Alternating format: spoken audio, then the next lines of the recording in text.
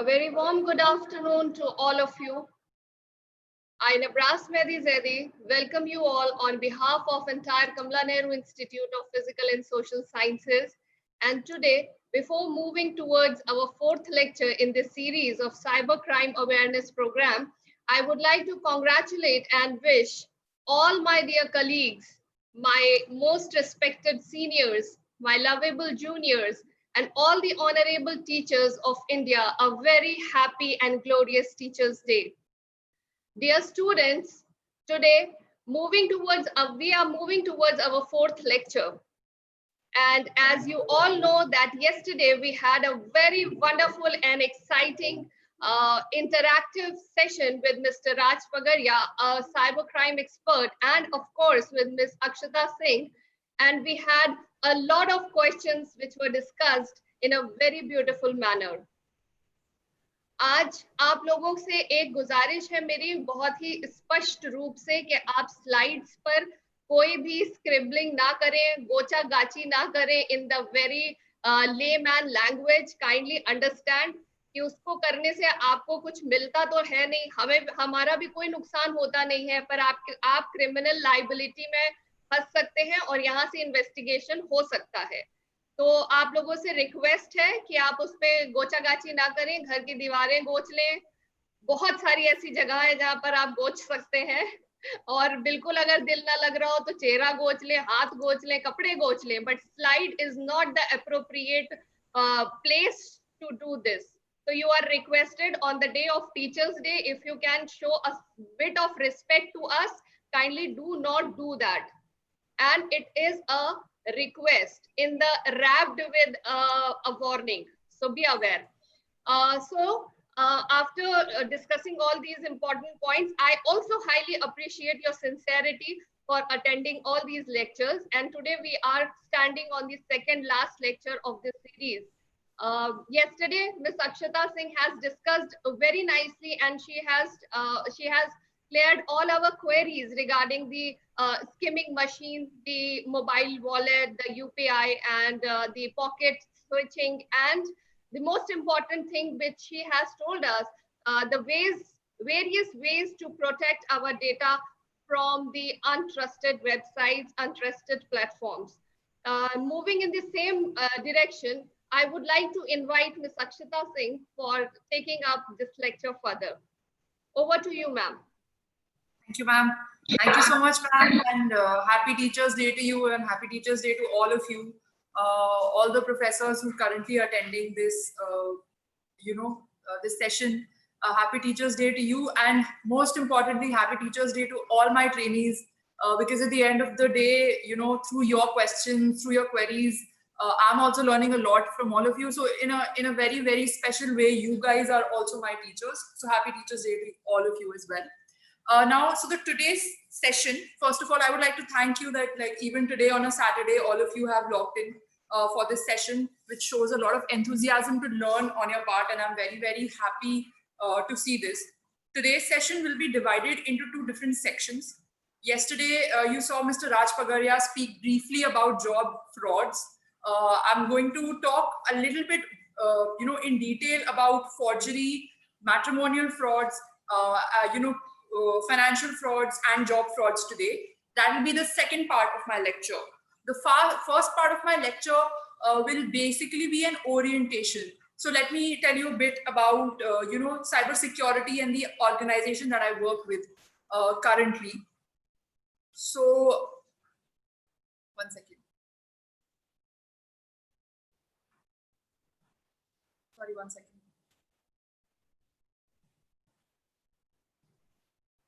Nabraz ma'am, I think the speaker view is still, you're still on speaker view. Yes, I can see the speaker view still, it's still showing you. Just ask, Abdesh sir, I think abhi bhi speaker view pe aap hi ho. No, मैंने speaker view on किया है. No, we can hear you. Mine is muted. Now I just have opened it. Speaker view पे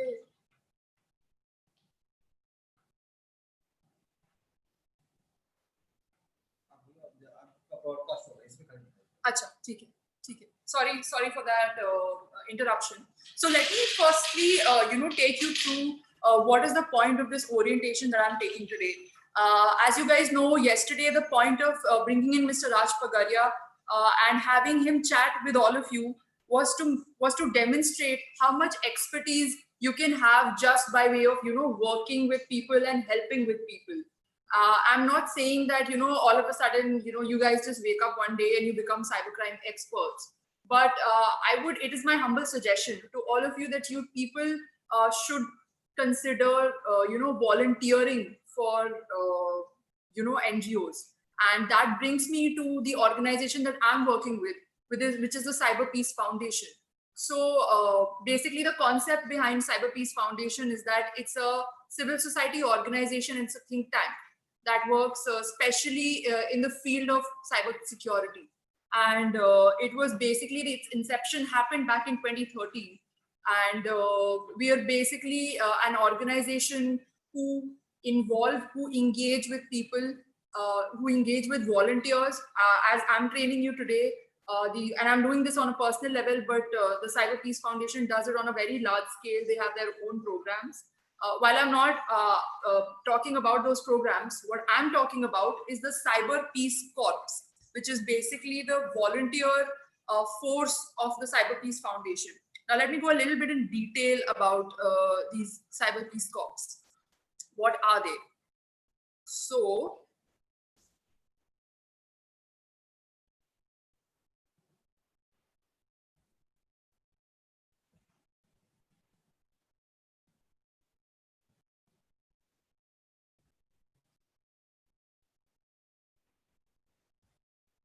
so Cyber Peace Corps is basically it's you know इसका जो origin है, it's basically conceptualized around the Peace Corps that was conceived in the back in the US in the 60s, and where जब war हो रही थी and people were falling and the US army was falling short of people, they basically had volunteers come in as Peace Corps for peacekeeping, right? So Cyber Peace Corps is basically in our fight against cyber crimes, in our fight against for cyber security, we have all these volunteers जो कि हमारे साथ volunteer करते हैं, हमारे साथ train करते हैं, and they get formally inducted as part of the Cyber Peace Corps portion. So it is basically a volunteer driven initiative, and what it does is it will train you, it will sensitize you, so that like how I'm helping you today, you can help others, and you can help people around you, and you can help people over the internet, or you can do a webinar of your own, whatever you want, whatever your training is. And the best part about this initiative is that you do not need to be a college graduate. You can be a 10-year-old school going student and you can still be a volunteer. The point of this particular initiative is whatever skills, whatever passion you have, you bring that to the table, and we somehow convert your skills towards our volunteering initiative. For example, if you're an engineer or you're very, जैसे कल कई लोगों ने hacking के बारे में, white hat hacking के बारे में पूछा, if you're a hacker or if you're a coder, then you can be a part of the of the coding or the hacking, white hat hacking initiative that we have. Or if you're a student who's good at drawing, who's good at art, we can have you make posters for us and kind of broadcast that on our website. Or if you're a musician or you're an artist, you can basically, for cyber security, you can go to Cyber Peace TV on YouTube. You'll see a lot of videos of the the Cyber Peace Academy, where basically the awareness is spread through music, animation, videos. So you can basically, whatever you want to do as part of your initiative, you can do it in collaboration as a Cyber Peace Corps volunteer. And what it does is that it will give you training as to how to be a volunteer for cybersecurity, for ensuring cybersecurity. Now, as I've already said, the only eligibility criteria for being Cyber Peace Corps is a minimum age limit of 10 years. This is not, let me be very clear, this is not a job, it's not an employment. Volunteering बहुत different होता है एक job से. It's a part-time, it's something that you do on a daily basis as a part-time, right?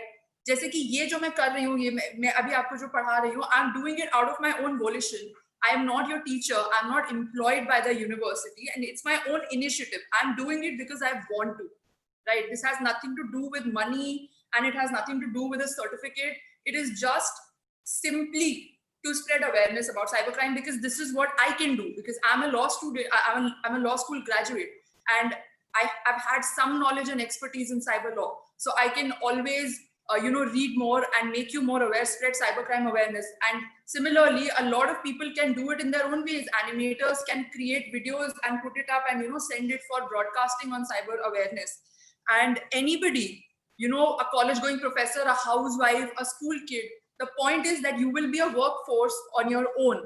और आपको इसके लिए बस एक ट्रेनिंग करनी पड़ेगी जिसमें आपको ये एहसास दिलाया जाएगा कि साइबर सिक्योरिटी की फील्ड में वॉलंटियरिंग क्यों इम्पोर्टेंट है, और आप क्या क्या कर सकते हैं as a volunteer. And coming back to the initial point, this is not a job. I am not trying to invite you people for induction or orientation for a job. This is just an NGO that is very happy to induct people who are willing to volunteer and who are willing to this is not something that requires every day of your time. Maybe once a week, twice a week, or probably once a month or twice a month. The point is that you are continuously thinking about doing something about cybersecurity and cybercrime awareness, and you are taking action towards it step by step, and somehow you're taking the help of Cyber Peace Foundation and Cyber Peace Corps for it, right? So how to enroll and what to expect. So let me first tell you what to expect once you are enrolled in the Cyber Peace Corps, and then I will take you through how to enroll it, which is a very simple process. It's a simple form that you fill, and once you have filled the form, you attend a short training session. The Cyber Peace Foundation experts give you a short training session, and upon completion of that session, successfully you become a volunteer. Now, of course, all of us are law students, and all of us want to know that yeah, like volunteering and everything is good, but like what do I get? So firstly, you become part of a very, very esteemed workforce in the field of cyber peace. Let me tell you a little bit about the organization. Cyber Peace Foundation is associated with the United Nations, and has had direct projects with UNICEF, which is the international children agency that specializes for children's initiative. And they also have various initiatives that go on with a lot of big conglomerates such as WhatsApp, Twitter, and Facebook. But so you will have the chance to be a member, a part of Cyber Peace Corps, to be a part of this organization without any membership fee. You will get a certificate of appreciation from Cyber Peace Foundation, which can, for a lot of students, especially law students, it would mean a lot if in future you're looking for something in cyber security or cyber crime, or white hat hacking, and even for that matter for engineers. And the biggest part about this is that uh, I can tell you, I'm volunteering right now, like by teaching all of you and spreading awareness about cyber crimes. I feel like I'm adding some value, without any, even without any monetary compensation. I still have that satisfaction of coming here every day and knowing that whatever I'm doing has some impact, some positive impact in all our lives. And that to me is a very, very, for a lot of you that might not be an initiative, but that to me is a very satisfying satisfying thing to do, apart from what I do as a part of living, or as a part of what, making money. So I get certificate of appreciation. You provide a helping hand for social welfare, and you get to have good quality training. You get to be trained by people who are experts in training on cybersecurity. Now, this is very important because see, in the college that you are right now, or probably in a lot of colleges that are in small town, not a lot of training happens in the area of cyber law, sadly, because the awareness is not that much. And when you enroll yourself with as a volunteer, you get training for no fee. There's no fee. You get training for free, and you get to learn more about cybersecurity and probably enhance your skills regarding what you can do and how you can make a difference in the cyberspace through your own initiative. Right now, future job prospects. This is completely subjective. It completely depends on what you want to do, what initiative you take. Let me be very clear. This does not mean that Cyber Peace Foundation is going to offer you a job. That's not what it is. Help in future job prospects simply means that because you will have a long-term association with an organization like Cyber Peace Foundation, you may, whenever you're sitting for any job, your campus placement or whatever job interview, if you're an engineer or a lawyer or you're a social science student, you might, this may become a very, very, a factor that distinguishes you from other applicants. That's all, right? But a lot of that depends is once you are incorporated as a volunteer, how you, how you carry yourself and how much initiative you take in working as a cyber peace corps, right? And Now coming to becoming a volunteer and filling this form, let me just take you through the process. It's a very simple process. I understand that a lot of you are probably studying BSc or BTech or whatever, and you'll probably know. But for those of you who are novices at computer or who do not know that much, let me just take you through how the enrollment process works.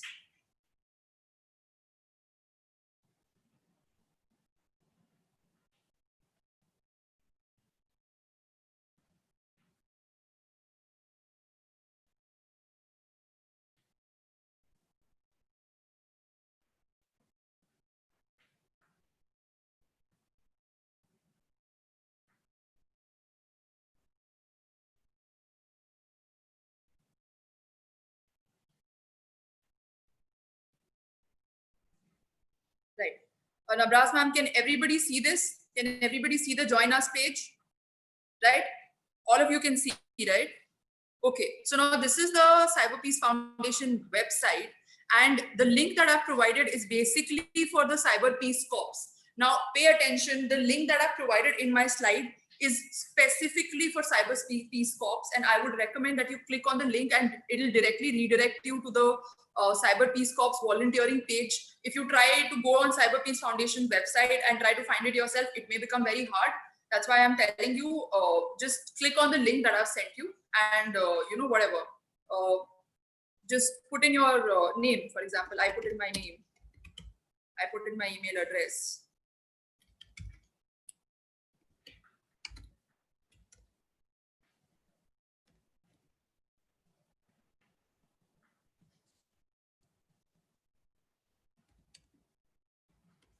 Right?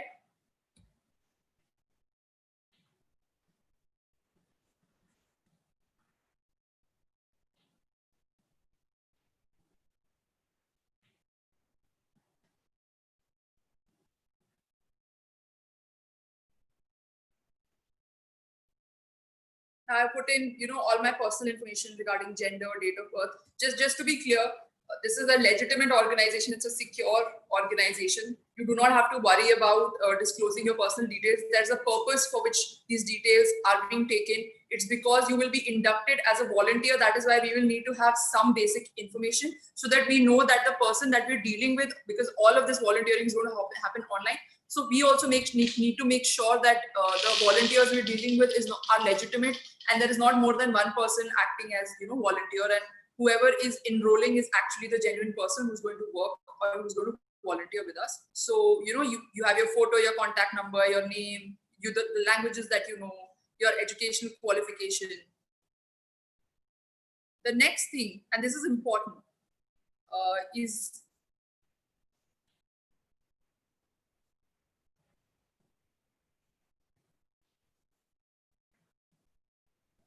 a primer. Now this is a primer on what Cyber Peace Corps do.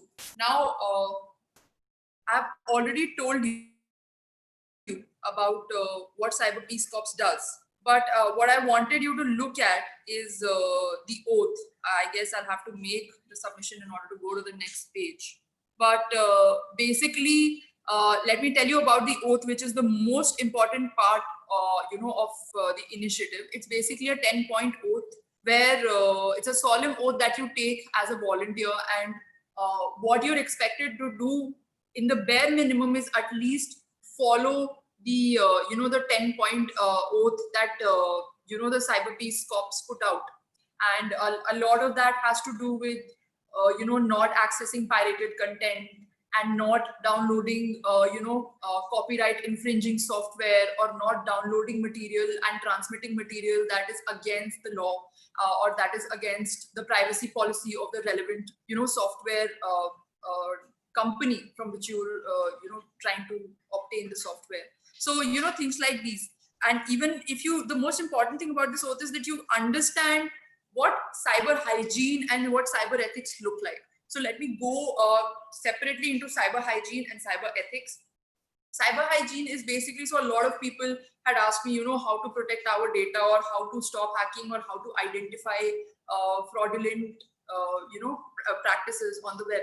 Cyber hygiene is having bare minimum practices, or having standard practices that you employ, जो आप अपने किसी भी online और interaction में the kind of technique or the kind of मतलब एक होता है ना, हमें जो basic manners सिखाए जाते हैं, basic hygiene सिखाई जाती है to conduct our lives. Similarly, cyber hygiene is the basic, the bare minimum etiquettes or the bare minimum practices that you need to have in place when you go online and you interact in the cyberspace. And the second thing is cyber ethics. So whatever I just said previously about not downloading pirated software or not downloading infringing material or not transmitting material that's objectionable, that in any way has a child in an objectionable position or that has rape videos, all of these come under cyber ethics. Now I understand that a lot of these are also offenses in themselves, and you may be punished for or you will be punished for if you transmit such objectionable things online. But as a matter of your own conscience, as a matter of your own awareness as a citizen of the country, there are certain cyber ethics that you do not engage with certain type of content, or you don't engage with certain type of companies. All of that is part of cyber ethics, and that is the most important part of cyber peace corps. When once you take this, once you agree to this oath, you make the final submission, and after that you have a small training you have a small training session with the cyber peace foundation and the trainers, and after that you formally inducted as a cyber peace corps volunteer. It's just very simple, but the reason why I wanted to take a separate orientation on this instead of just emailing you guys the slide and just telling you ki log in karke dekh lo, participate kar lo, is because I want you to understand the importance of volunteering.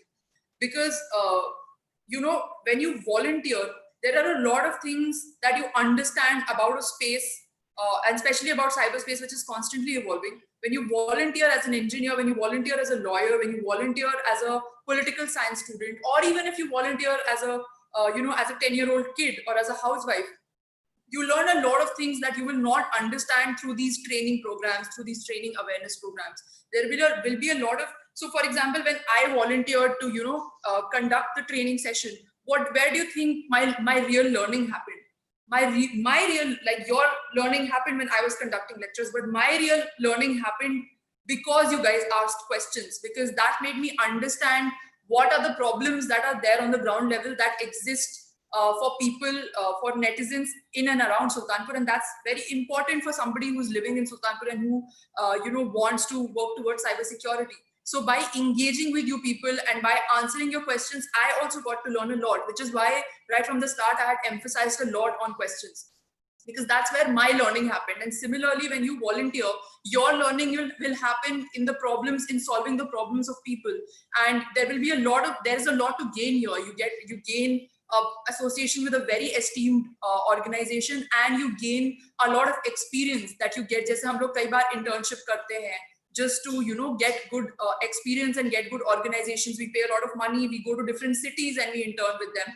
The best part about this is you can volunteer from wherever you are. You do not need to go on field all the time. Maybe sometime if there is some huge emergency, if you volunteer to come, you might be called in, and that will be a separate privilege and experience in itself.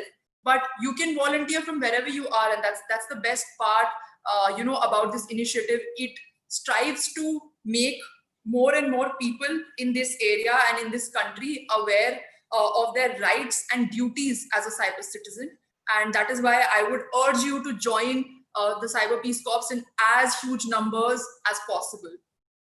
With that, I would end the orientation on the Cyber Peace Corps. Let's move on to the second part of the lecture. Just give me a moment.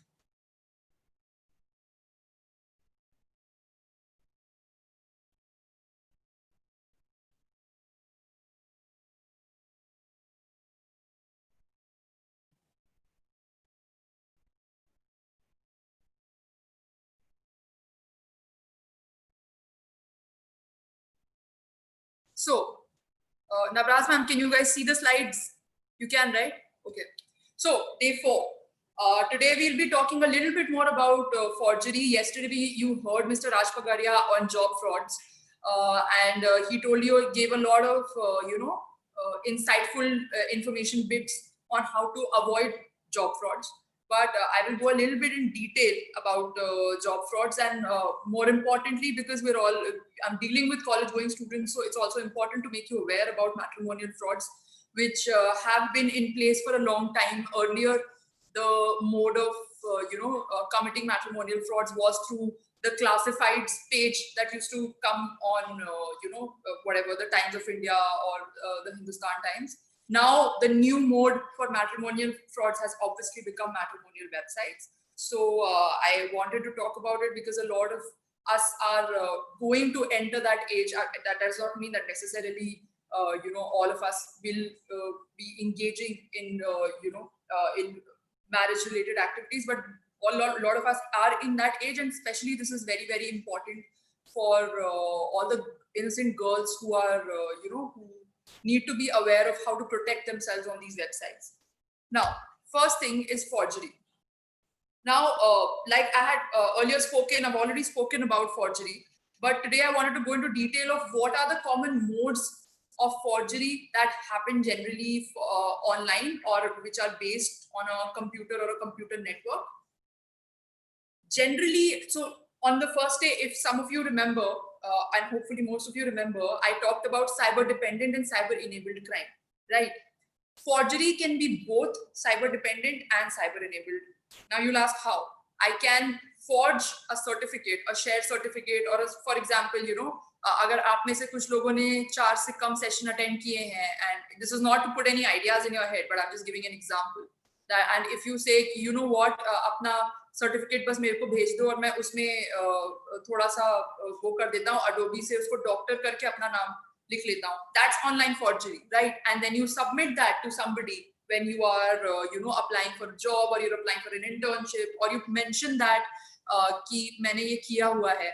That's cyber enabled and cyber dependent, because you are committing the crime of forgery on the cyberspace, and you are also sharing the forged document on the cyberspace, which means the computer also becomes a target.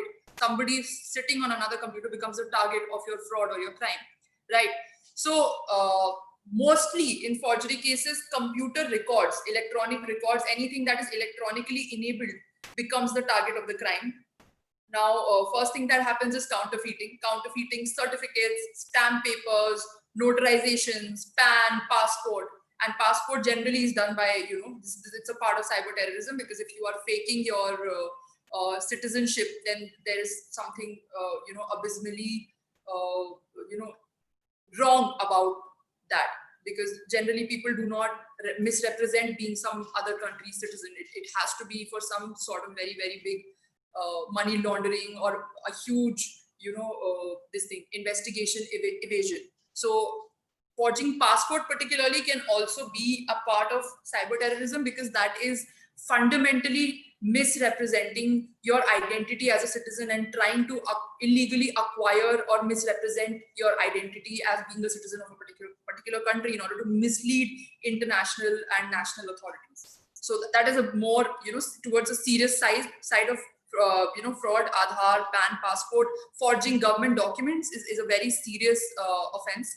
And generally, these invite a lot of more punishment than just than just the punishments that are given under IPC for forgery. So apart from counterfeiting, I've spoken a little bit about data diddling.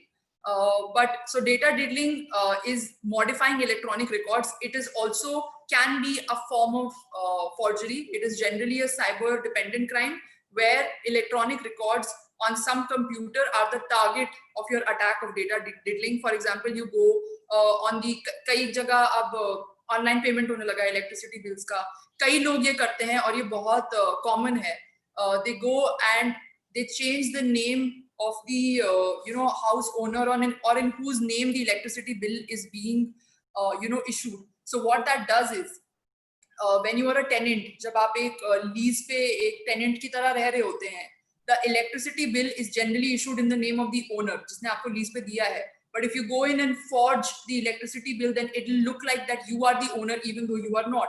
So a lot of people do that to misrepresent their title on a particular land or a particular home, and it's very common, and you need to be very aware of that things like these can happen. So therefore, just if somebody just gives you electricity bill or a house bill to show to show that they are residing, or they are they own a particular house, especially if they say that they own a particular land or a house and they rely on the electricity bill, please do not believe them, because that's not proof enough, and secondly, it's very common for people to go and fiddle with records online and change the name that is given for the electricity bill.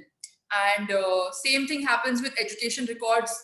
This is pretty, I do not know how common it is in Sultanpur, but a lot of people in their final certificate or in their final degree, they kind of doctor the overall grade, or they doctor the course that has been taken, and all of that is and a lot of people also try to hack into the system, the education, the information system of the relevant education institution, and they try to change the fundamental records that are there, so that their eventual their degree can come off, can be substantiated by the electronic records that are stored in the information system of the relevant education institution. A lot of people also do this with health records. I had briefly spoken to you about health insurance frauds, where people go and file claims on your behalf through your online insurance accounts. Health records में भी ऐसा हो सकता है, treatment कोई और ले रहा है, नाम डॉक्टर करके किसी और का लगा दिया, जिससे कि वो जाके हेल्थ इंश्योरेंस का बेनिफिट अवेल कर सके आपकी इंश्योरेंस अकाउंट या किसी और की इंश्योरेंस अकाउंट से। वो एक रीजन होता है। कई बार हेल्थ रिकॉर्ड्स को कई बार medical systems they are hacked. ये कई बार अभी recently, I think in 2017 or 2018 it happened that India's medical infrastructure was hacked. So what that hacking means is that people can enter and they can enter all sorts of information into the health records of the particular hospital. जैसे एक बहुत common form of forgery जो कि चलता चला आया है, वो ये है कि कई बार किसी बच्चे का बर्थ सर्टिफिकेट नहीं बना है, तो they later, and that kid was not born in that particular hospital, but they later go back and they forge the health records and they forge the birth certificate from that hospital. This can be done in two ways. ये किसी doctor को या किसी administrator को रिश्वत देके भी हो सकता है, फिजिकल सर्टिफिकेट भी बन सकता है, और you simply hack into the medical records of that particular hospital and you create an entry for the birth of a particular person on a particular date at a particular time, and you're done, right? So that's another form of data diddling, which is also a form of forgery. Now, forgery of an electronic document specifically, because we're talking about online forgery, is defined under section 464 of the Indian Penal Code, which can refer to one of the two: affixing digital signature on a document or electronic record, or making or transmitting any forged electronic record, right? So like how I've spoken about data diddling, that will come under the category of making or transmitting any forged electronic record, right? But affixing digital signature on a document or electronic record would generally be your certificates, your stamp papers. Digital signature जो होता है, that's basically किसी जब कोई genuine entity है, it wants to enter into a contract or it wants to affix its the authenticity of a particular document that it's issuing, it gets a digital signature. Digital signature obtain करने का अपना एक process होता है, IT Act में उसके separate rules बनाए गए हैं, उसके लिए एक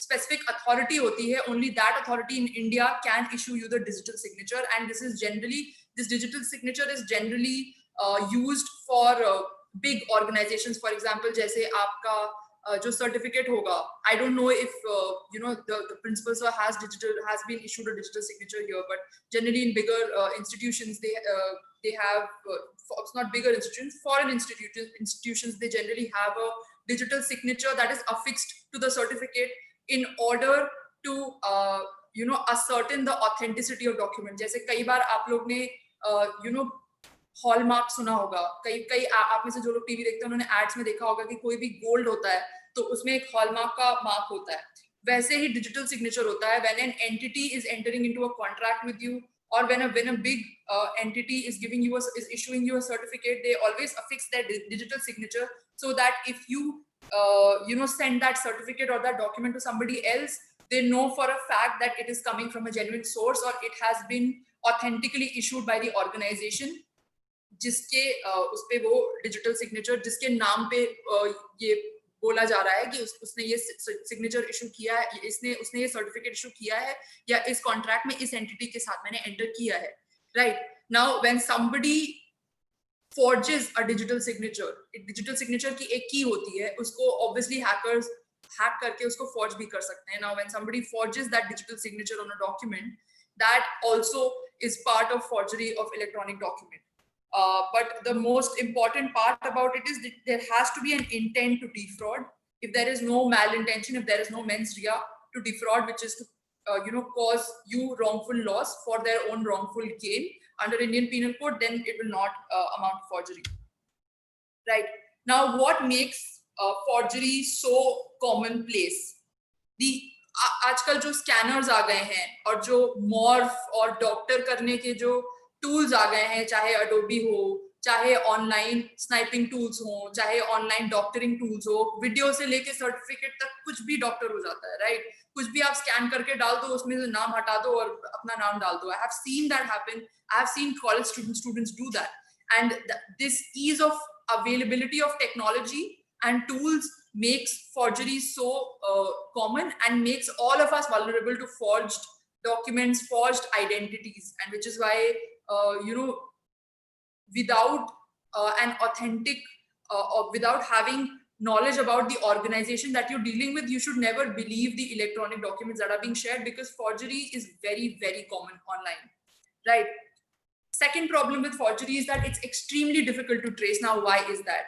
Because we live in an age of cloud computing. Now, let me briefly explain to you how cloud computing works. For those of you who are engineers, you'll probably know what cloud computing is. But for the rest of you, cloud computing is basically creating a cloud of network, right?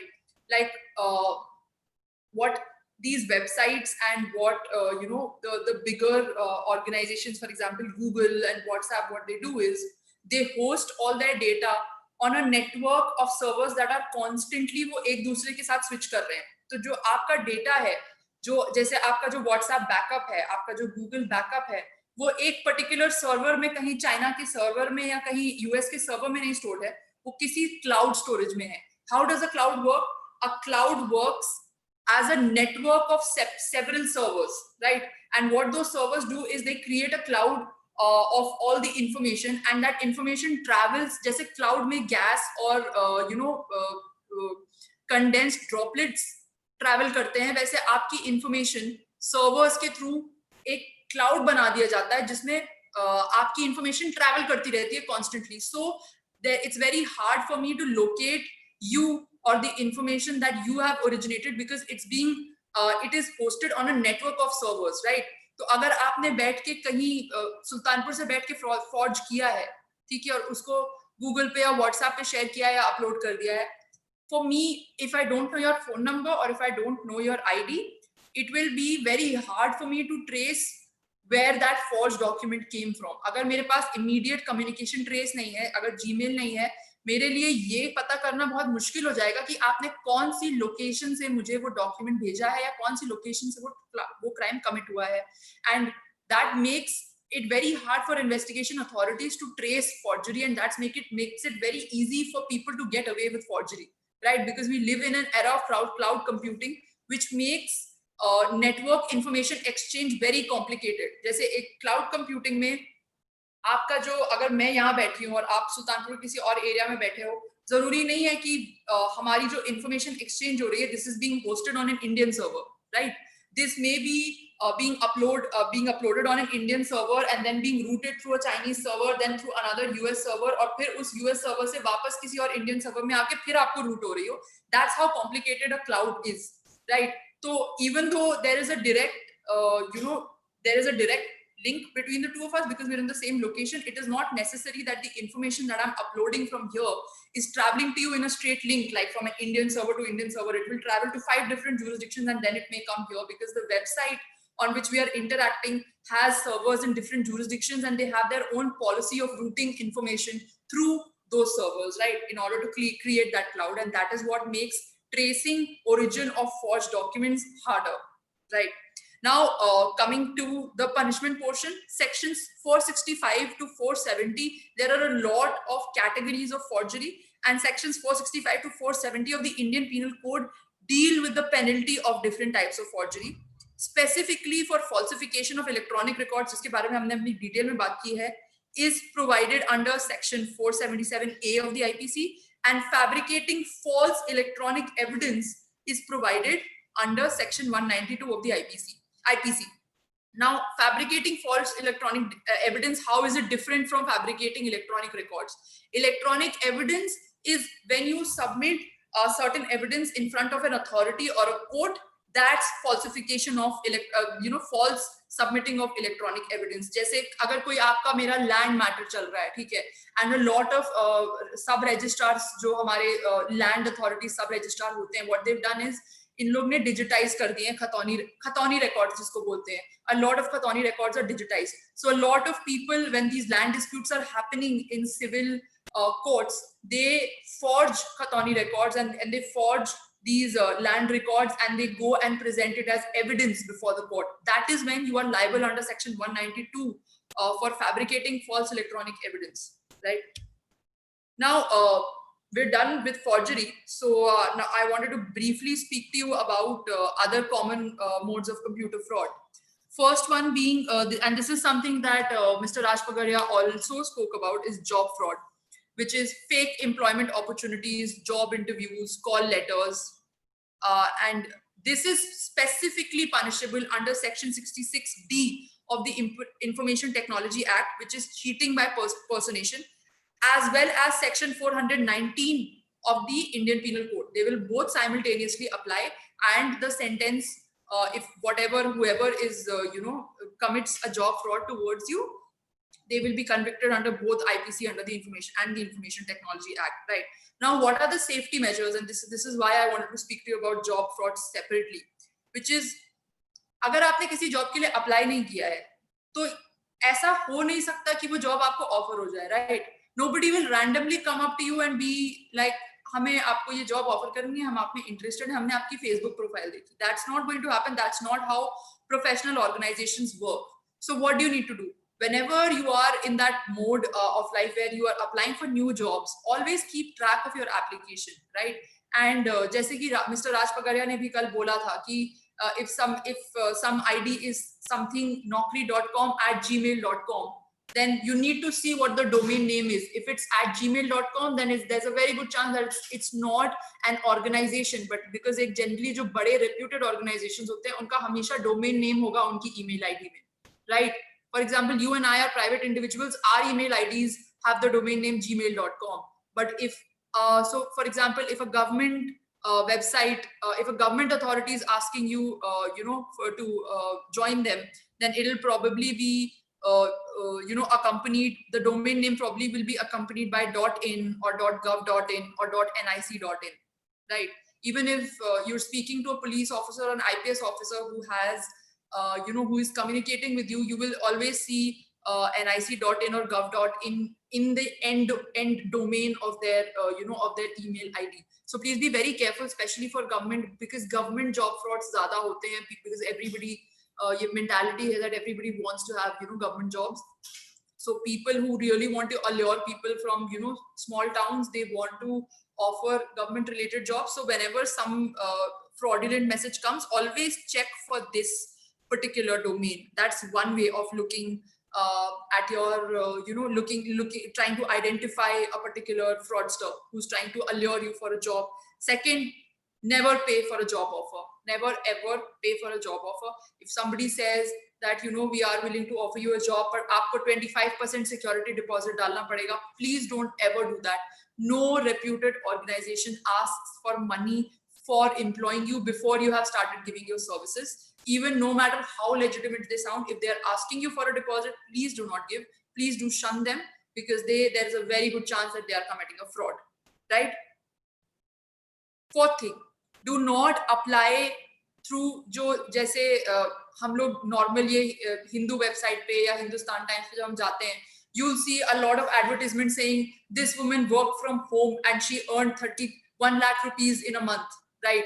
Those are all fraud advertisements. Please do not click on them and please do not entertain them and never apply for a job based on such advertisements. अगर आपको job चाहिए उसके proper professional channels हैं, go make a profile at LinkedIn.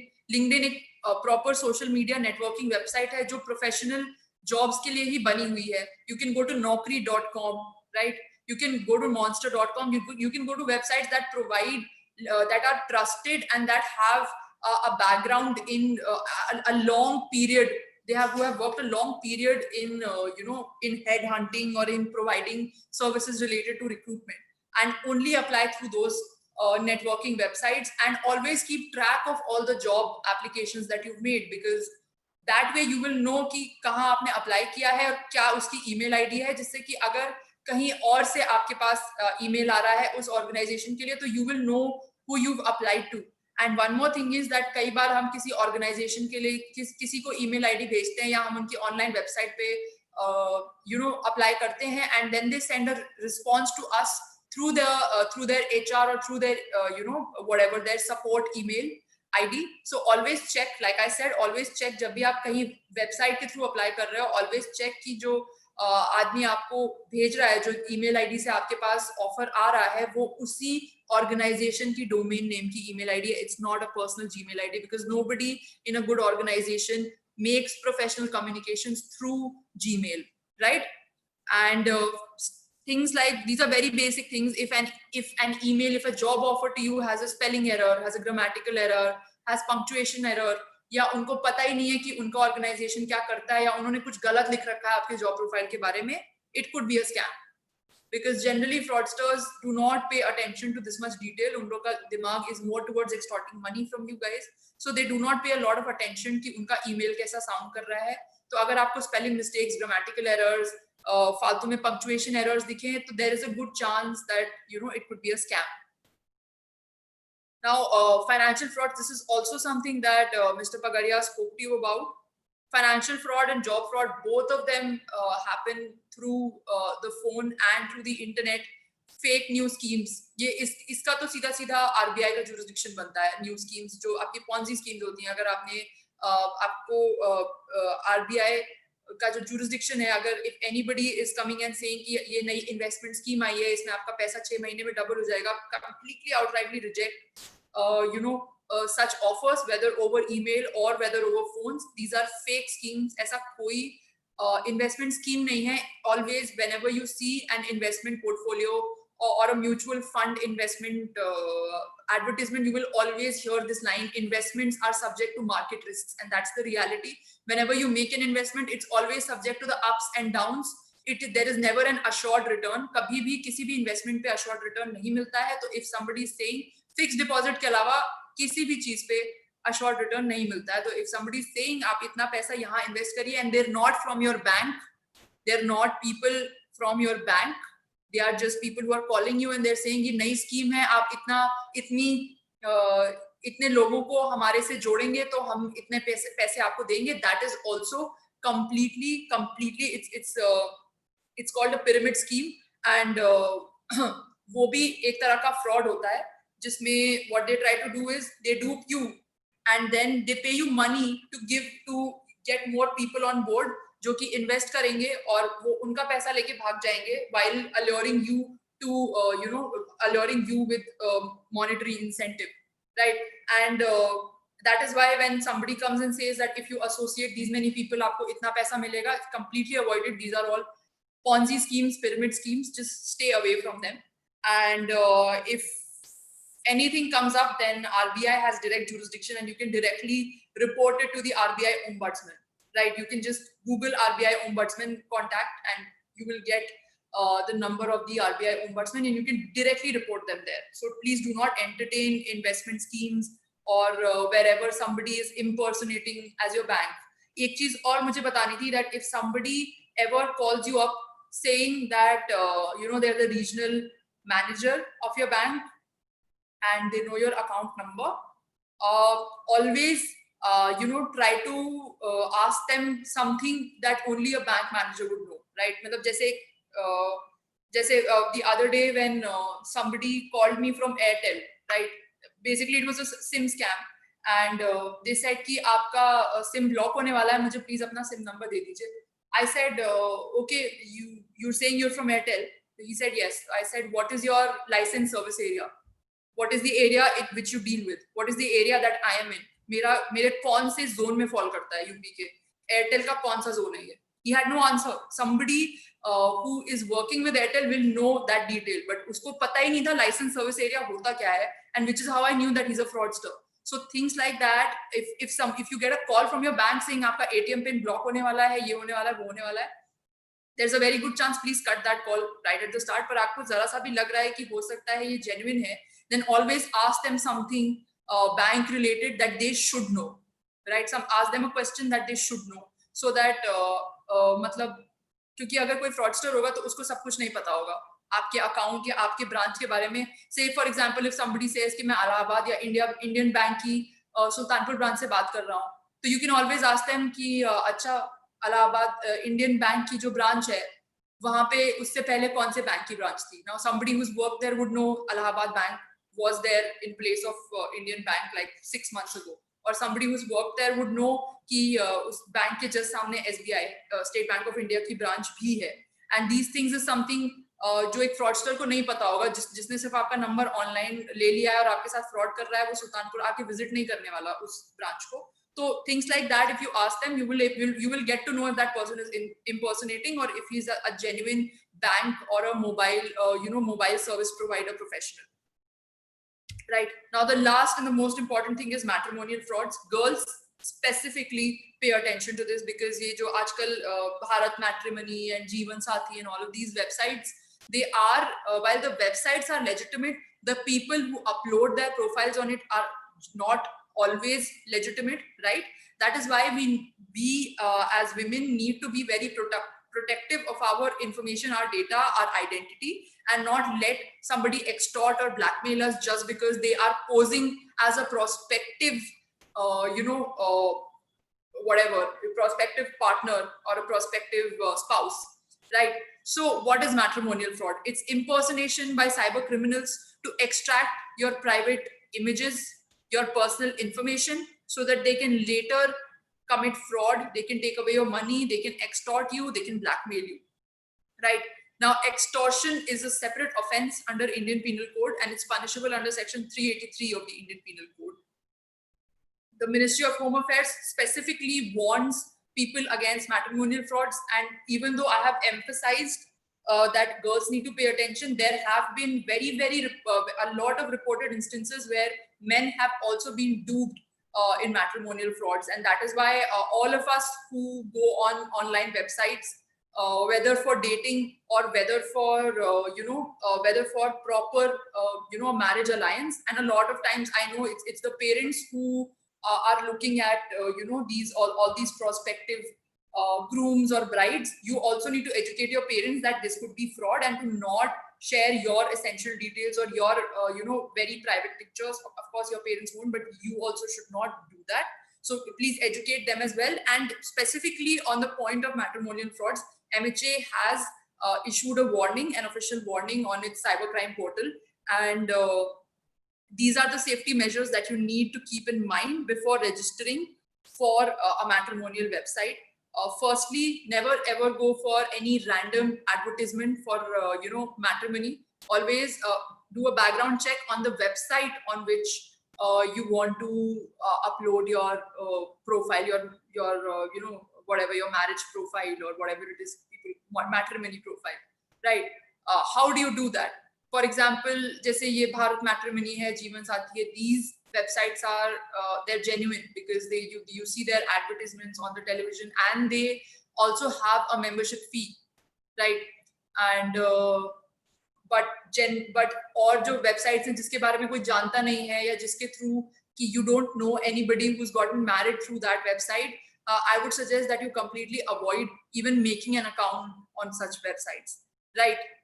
Talk to your friends, to your family to know about reliable websites. Talk to people who have previously had experiences on these matrimonial websites, and only make an account on recommended websites जहाँ पे आपको पता है कि fraud नहीं के instances के chances low हैं, right? always, and this is something which you need to warn your parents about as well, use email as a source of communication. Do not share your personal data, photo, phone number, house address at the very first instance, right? A lot of people want to connect with you on WhatsApp, want to call you. Generally, when that happens, it is recommended that you get somebody elder to you involved, like your father or your mother, somebody who is not as vulnerable. And it should preferably be over emails, and whatever photo people are asking for, it should be, मतलब of course matrimony related to normal जो photos होती हैं लोगों की, मतलब जो खिंचवाई जाती हैं फोटोग्राफर के पास जाके वही शेयर की जाती है. But just be careful that you do not instantly share your phone number with just everybody जो आप लोग के साथ थोड़ा बहुत उस वेबसाइट पे कम्युनिकेट कर चुका है या ओवर ईमेल कम्युनिकेट कर चुका है और आपने उसके ऊपर पूरा बैकग्राउंड चेक किया है, उसके बाद ही जाके उसके साथ फोन नंबर शेयर करें. Do not at the outset just because somebody asks you for your phone number, do not provide them with your phone number, right? This is specifically for girls, actually for both girls and boys. Do not meet in private spaces, and do not share your intimate personal photos with anybody, with any stranger that you've just met online, or with any stranger that you've been speaking to even for 3 to 4 months. Do not do that unless you've done a complete background check and you know they are legitimate people. My recommendation generally overall would be, in any online based relationship, never ever share your personal photos, because it will always come back and somehow try to hurt you, or try to derail your normal course of life. So my general recommendation would be to not share your personal photos. But if you are keen, particularly, it's at the end of the day, you're all adults, it's your call. Always do it with somebody who you either has common mutual friends with you, who you know has some network, and you have known them for more than at least 6 months, right? Never ever try to cave in to people who after 1 month or 2 weeks they start asking you for your for your personal address, or for your phone number, or for your personal photos. If somebody does that, please block them straight away, right? सबसे और ये बहुत common चीज है, be very cautious when a match claims to be an NRI. NRI matrimonial frauds are very, very commonplace, and they have been there since a long time, where people from have people make up identities की मतलब multinational में इतने लाख का package है और NRI है, ये है वो है, because they know the Indian mentality. They understand that this is something that people will fall for or go after. So be very suspicious and be cautious when your match claims to be an NRI, right? Just be on the lookout, be cautious कि कुछ भी अगर आपको जरा सा भी suspicious लगता है, immediately intimate your guardians, immediately intimate the website if you find them suspicious or their claims suspicious, right? Do a background check on every prospective match. A fraudster may not want to meet you or may not have a social media profile. Please ध्यान दें यहाँ पे, they may not. A lot of people who have a lot of experience in committing these frauds, they will create an entire fraudulent social media profile. They will create a fraudulent identity, and they will get somebody online. They will pay them to have a video chat with you. I'm not saying that this is foolproof, but one of the ways to prevent matrimonial frauds is you should do a background check. Unka social media profile check kariye, unka LinkedIn profile check kariye, unka try to I'm not talking about an intimate video call. I'm talking about a normal video call where you have an interview-like conversation about what that person does. Generally, fraudsters after a point will run out of answers on personal, intricate questions. I'm not talking about intricate questions regarding their personal life. Intricate questions regarding what does your dad do, or if you're an engineer, then what department of engineering do you belong to, what company do you work at, and then you do a background check accordingly as to whether it is all actually matching by searching them online on their LinkedIn profile, or searching their particular job profile and researching on it and seeing if what they're saying actually matches with the job profile which they are claiming to have, right? Last one is avoid any intimate conversations over a short period. A fraudster or extortionist may express intimate emotions in a short span of time. right? A lot of people who are who want to have basically want to extort you or who have a malintention to eventually blackmail you or get personal information that they can publish or sell to anybody else, they will probably try proposing you, or they will probably try getting intimate with you within 1 or 2 months, or probably in some cases even 1 or 2 weeks of having the conversation. So in that case, never cave in. Don't ever engage in intimate conversations within 1 or 2 weeks of getting to know somebody. Give it at least 2 to 3 months before you become even if you're even chatting with somebody can in a lot of ways be intimate. So be very careful. Don't try to cave into every person who tries to lure you on these websites just because this is matrimonial website, because there are a lot of fraudsters out there. So and with that, I will end today's presentation now. A couple of things. Number one, there's going to be no training session tomorrow because it's a Sunday, and I'm not going to ask you guys to come and join me on a Sunday. We'll do our last session on Monday. However, tomorrow by somewhere around the evening, I will be mailing all of you the quiz that you need to attempt, right? And I need the results. I need you to attempt it before the session on the 7th starts, right? The deadline for that quiz to be completed is 1:59 p.m. 7th of September, right? I will mention all these details in the email that I sent to you. And it will be a link. It will basically be a Google form. Kindly attempt and submit it as soon as possible. Please do not take so much time. Please do not try to act smart and, try to Google search every single question that I'm giving you, because we will know, because there will be a deadline. And if you do not finish it within that deadline, like if you take, for example, for 10 questions, if you're taking an hour to sit and decide, then we will kind of know that you were Googling or you were trying to snoop into the slides for every single question. So my humble request would be to not do that and kindly finish attempting the quiz before our last lecture. In our last lecture, we will be looking at how cybercrime reporting works, how to report cybercrimes, and we will be looking at some very, very heinous cyber offenses like hate speech, rape threats, and and child pornography. And with that, we will be ending our 5-day training session. Thank you so much for joining me on the 4th day. And once again, happy Teachers' Day, all of you. Thank you. Thank you so much for wishing the Teachers' Day to all of us. And Akshata, it was really very exciting to know the importance of volunteering and how simple it is to to join and to make people aware and save their information and save them from such crimes and frauds like job and matrimonial and computer frauds and banking frauds and whatnot. uh, so thank you so much once again. On behalf of all my students, I would like to give my heartiest thanks to you for putting so much of efforts.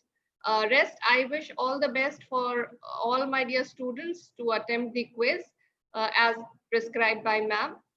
कल हम लोगों का session नहीं होगा, परसों same time पर मिलेंगे. कल हम लोग शाम तक आपको क्विज भेज देंगे आपके ईमेल पर, और आप उसको जिस तरह से मैम ने प्रिस्क्राइब किया है उस तरह से within the limited time period करके और वापस revert back करेंगे. Hope I am very clear to you. Thank you so much. See you on Monday.